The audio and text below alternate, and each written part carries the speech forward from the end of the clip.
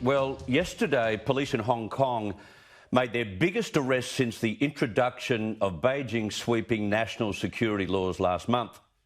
Hong Kong media mogul Jimmy Lai was arrested, along with 7 others, as a large-scale raid was launched on his newspaper, Apple Daily's headquarters. Now, Lai has long been a supporter of the Hong Kong pro-democracy movement. Last year, the Chinese government went as far as accusing him of colluding with the CIA. And now he's been arrested on suspicion of collusion with foreign forces, whatever that means. Witnesses say there were close to 700 police in the one newsroom. Mark Simon is a director at Mr. Lai's company. He joins me now from New York. Mark, thank you very much for your time. Thank you for having me. Mr. Lai's been arrested for collusion with foreign powers. What does that even mean? And will they have any evidence of that? Or is it just the fact that he travelled to America? The latter is probably more likely. In other words, the fact that he traveled to America, he met with U.S. politicians. He's also met with Japanese. He's met with politicians from other countries, the U.K. So that will be the basis of it. The law is incredibly broad, as you can imagine. Chinese Communist Party would make it.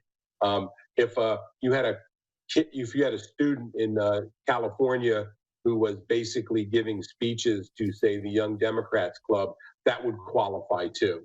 So essentially, Mr. Lai's writing, Mr. Lai's speaking, Mr. Lai's meeting with people, in their mind, that's foreign collusion.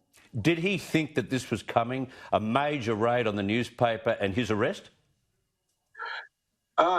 Jimmy has always known that sooner or later they're going to come for him. In other words, he has an understanding of the Communist Party in China and basically knows that, it's not that you walk up to the line, it's they walk the line back to you. So in other words, he knew sooner or later they were going to come and get him. The massive raid on the newspaper really took us all back. Being a news organization, all news organizations have interaction with law enforcement. Mr. Lai has been picked up before. He was picked up just after the demonstrations. 10, 12 policemen came over. They did their thing. 10, 12 policemen came to the newspaper, did their thing. This was mass. I mean, it was, they just came in the building. They took every floor. And this is a very large building, I must say. We're a news organization that's got about 900 people in that building. We felt that we were matched man for man, as we told somebody. But they filled the place up, and they did a quite thorough search of the place. And it was as much intimidation for everyone. For example, they took 4 boxes from our sports section, so I'm not sure what sports scores would have to do with a national security investigation, but they decided to take some. And the staff, to their credit, it was quite amazing. The staff basically filmed the entire thing. They got it up on Facebook. We even had aid from outside journalist organizations that were out there covering it. They helped us do the uploads. We had a very secret weapon we learned. They didn't bring a lot of female policemen with them, so they couldn't go into women's bathrooms. So the women went into the bathrooms and were filing stories to get them up. And basically, we had a wall of IT people who were protecting the servers and the uploads. Although we didn't protect all of them. They did dampen our ability to deliver. That kind of, I guess, industrious defiance has continued with the paper's next front page. They're not backing down, right? No, they're not. I mean, it was impressive. With all our top senior executives, I mean, please remember, the people they arrested, besides Mr. Lai, they arrested Chung Kim Hong, who's quite a well-known journalist, but is also our CEO. They took our CFO, they took our director of administration, and they took our top and basically creative animation manager, because we have video. So they basically tried to decapitate the management of the company. And our people stepped up, the young editors stepped up, and they made a decision. They didn't really check with anybody, and that's fine.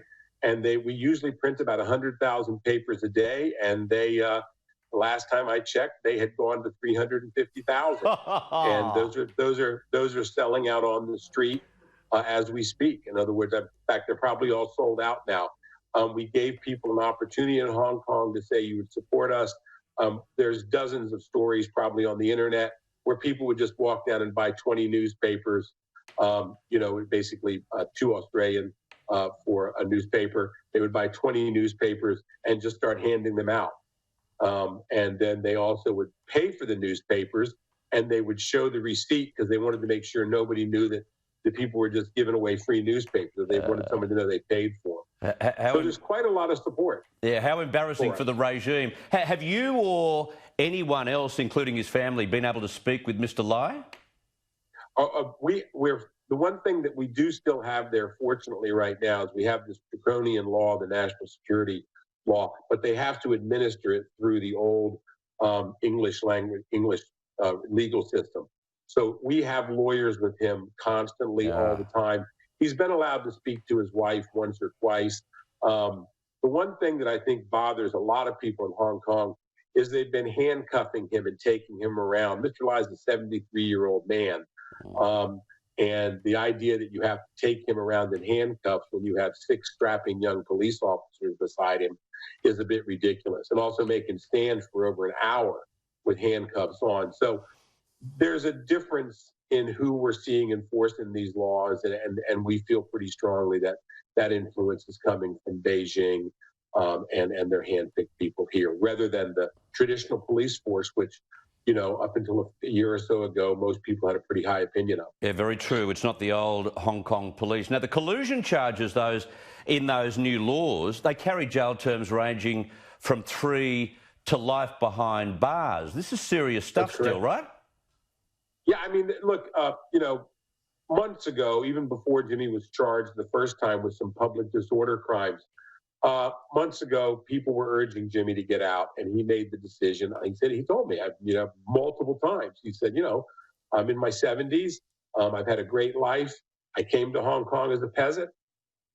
And he said, I'm not running.